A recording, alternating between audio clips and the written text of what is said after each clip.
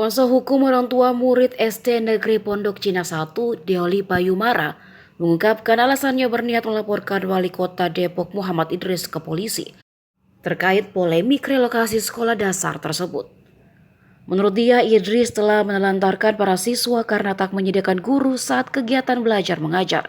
Kondisi itu disebut Deoli sudah berlangsung selama 2 minggu. Deolipa menyebutkan kondisi itu telah membuat kesehatan mental anak-anak terganggu.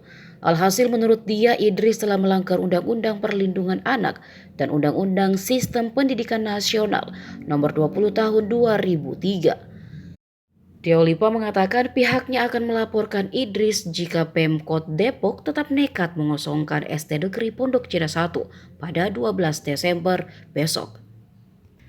Sebelumnya diberitakan Pemkot Depok bersikeras untuk merelokasi murid SD Negeri Pondok Cina 1 setelah pelaksanaan penilaian ujian semester berakhir.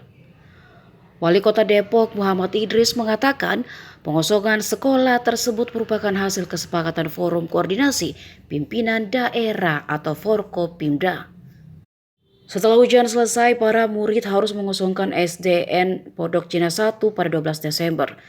Para murid akan dipindahkan ke SD Negeri Pondok Cina 3 atau SD Negeri Pondok Cina 5. Akan tetapi jika orang tua murid berkeberatan, Pemkot Depok akan memfasilitasi mereka untuk pindah ke sekolah sesuai permintaannya.